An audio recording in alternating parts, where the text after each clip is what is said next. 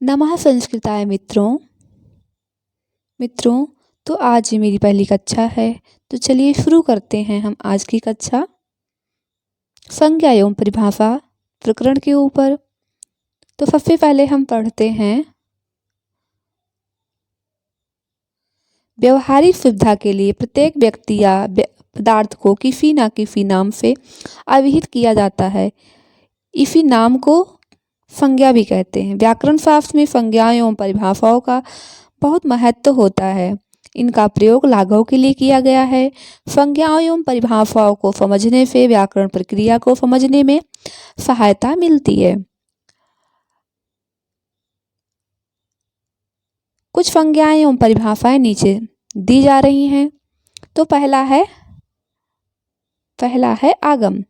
किसी वर्ण के साथ जब दूसरा वर्ण मित्रवत आकर बैठकर उससे संयुक्त हो जाता है तब वह आगम कहलाता है। मित्रवद आगमः, जैसे वृक्ष प्लस छाया, वृक्षव छाया। यहाँ वृक्ष के आ एवं छाया के छा के मध्य में चा का आगम हुआ है। तो वृक्ष छाया के जो बीच में वृक्ष प्लस छाया को जब हम जोड़ेंगे तो वहाँ पे बीच में हमें मिलेगा चा शब्द। तो ये चा शब्द है, यही आगम का कार्य किया है। हमसे प्रश्न पूछेगा वृक्ष छाया में कौन सा वर्ण आगम है, तो चा वर्ण जो है वो आगम है। चलिए अब हम आते हैं आदेश। आदेश किसे कहते हैं? आदेश किसी वर्ण को हटाकर जब कोई दूसरा वर्ण उसके स्थान पर शत्रु की भांति बैठता है तो वह आदेश कहलाता है। शत्रु वदाह देशा, जैसे यदि प्लस अपि यद्यपि। यहाँ ई के स्थान पर यह आदेश हुआ है। यहाँ आदेश पूर्व वर्ण के स्थान पर अथवा पर वर्ण के स्थान पर भी हो सकता है। पूर्व और पर दोनों वर्णों के स्थान पर दीर्घादि रूप में एक आदेश भी होता है। अब हम बात करते हैं उपधा की। उपधा किसे कहते हैं? उपधा किसे कहते हैं?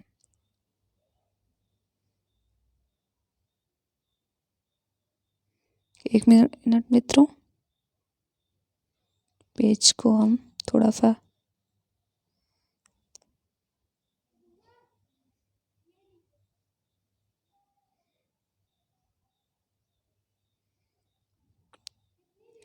हाँ चलिए। उपधा किसे कहते हैं? किसी शब्द के अंतिम वर्ण के पूर्व वर्ण को उपधा कहते हैं। जैसे चिंत में ता वर्ण अंतिम है और उससे पूर्व ना उपधा है। हलो अंत्याद पूर्व उपधा। जैसे महत में अंतिम वर्ण ता से पूर्ववर्ती हा में विद्यमान आ ई उपधा संज्ञक है पद संज्ञा के साथ। तो उपधा हम उसे कहते हैं जब कोई शब्द हम लिखते हैं और उस शब्द को जब हम तोड़ते हैं, पूरे शब्द को तोड़ने के बाद जब अलग अलग हम उसका विच्छेद कर लेते हैं, फिर हम देखते हैं कि जो अंतिम वर्ण है, अंतिम वर्ण के पहले वाला जो वर्ण है वो कौन है? जो वर्ण होता है अंतिम से पहला, वही उपधा कहलाता है। जैसे चिंत में ता जो है, ता में हलंत है, तो इसका मतलब ता व्यंजन वर्ण है लेकिन इसमें हलंत है। जब इसमें हलंत है तो इसमें आ नहीं मिलेगा आपको, क्योंकि ये आधा वर्ण है। और ये जो ना है,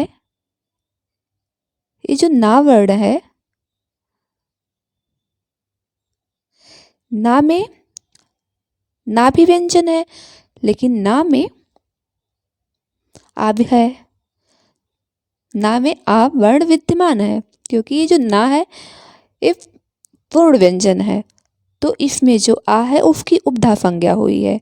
अगर आपको नहीं पता होता कि ये जो ना वर्ण है, क्योंकि आपको ये आधा वर्ण दिख रहा है ना, अगर आपको पूर्ण जानकारी नहीं है तो आप मानोगे कि ये जो ना है, ना की ही उपधा हुई, लेकिन ऐसा नहीं है। इस ना को हम पूरा पूर्ण व्यंजन पढ़ेंगे तो पूर्ण जो व्यंजन होता है वो हमेशा स्वरों के साथ होता है। तो ना में आ है तो आ का उपधा संज्ञा हुआ है। अब हम चलते हैं पद। पद किसे कहते हैं? संज्ञा के साथ फू और जफ आदि नाम पदों में आने वाले 21 प्रत्यय एवं तिप तफ जी आदि क्रियापदों में आने वाले 18 प्रत्यय विभक्ति संज्ञक हैं। सबसे पहले हम ये समझ लेते हैं 21 और 18 जो प्रत्यय हैं ये प्रयोग कहाँ पे होते हैं, उसके नीचे का हम बाद में पढ़ते हैं। तो 21 प्रत्यय जो फुप प्रत्यय होता है उसमें 21 प्रत्यय होते हैं, वो संज्ञाओं के साथ लगता है एक फुप प्रत्यय। जैसे हम जब बालक का रूप बनाते हैं, कोई भी धातु रूप हम जब लिखते हैं तो वहीं पे इसका प्रयोग होता है। मैं सरल शब्दों में आपको बता रही हूँ क्योंकि आपको समझने में आसानी हो। अब बात आती है 18 प्रत्यय। ये 18 प्रत्यय कौन है? तो इन्हीं 18 प्रत्यय को हम तिंग प्रत्यय कहते हैं। अब इन 18 जो प्रत्यय होते हैं, अब आप कहोगे इनका प्रयोग कहाँ पे होता है? तो इनका प्रयोग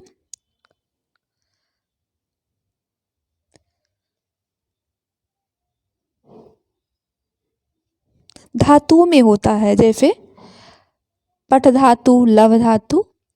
अब इन 18 प्रत्ययों को भी हम दो भागों में विभक्त करते हैं। 9 प्रत्ययों को हम आत्मनेपदी में चलाते हैं और 9 प्रत्ययों को हम परस्मैपदी में चलाते हैं। फिर चलिए आगे कब देखते हैं। फु और जफ आ आदि और धातुओं के साथ तीता, तीता, अंति आदि विभक्तियों के जुड़ने से सुबंत और तिगंत पदों की पद संज्ञा होती। फुब तिगंतम पदम रामा, रामो, रामा, भवति, भवता, भवंती। केवल पठ, नम, वद था राम इत्यादि को पद नहीं कह सकते। संस्कृत भाषा में इसकी पद संज्ञा नहीं होती है, उसका वाक्य में प्रयोग नहीं किया जा सकता है। आपदम ना प्रत्युजित। फिर आता है निष्ठा संज्ञा।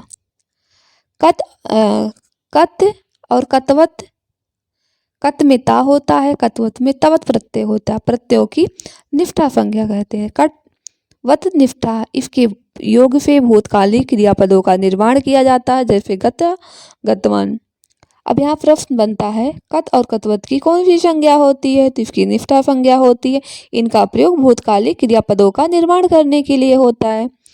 फिर आता है विकर्ण। धातु और तिंग प्रत्ययों के बीच में आने वाले सप, फ्यन और फुनु आदि प्रत्यय विकर्ण कहलाते हैं। अब सप में क्या बचता है? तो आ बचता है। फ्यन में या बचता है। फुनु में नो बचता है। भवती में भू और ती के मध्य में सप हुआ है। भू आप लफ्ती विकर्ण भेद से ही धातुएं 10 भिन्न गणों में विभक्त होती हैं। प्रश्न यहाँ बनता है कि गण कितने होते? तो गण 10 होते हैं। फिर दूसरा प्रश्न बनता है संयोग। संयोग संज्ञा किसे कहते हैं? संस्कृत में संयोग एक महत्वपूर्ण संज्ञा के रूप में प्राप्त होता है। यह एक परिभाषिक शब्द है। महर्षि पाणिनि ने अष्टाध्यायी में इसका अर्थ हलो अंतरा संयोगा किया है, अर्थात स्वर सहित व्यंजनों के व्यवधान सहित सामीप्य भाव को संयोग कहते हैं। महत्व में ता और वा का संयोग है। इसी प्रकार रामा उद्यानम गच्छति, उद्यानम में दा और या तथा गच्छति में चा और छा का संयोग है।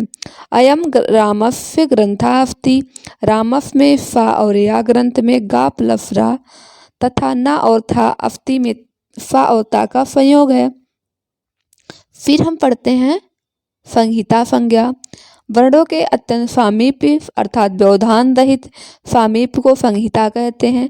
प्रसन्निकर्षा संहिता, वर्णों की संहिता की स्थिति में ही संधि कार्य होते हैं, जैसे वाक प्लस ईसा, का प्लस ई में संहिता अत्यंत समीपता का कारण संधि कार्य करने से वागीफा पद बना है।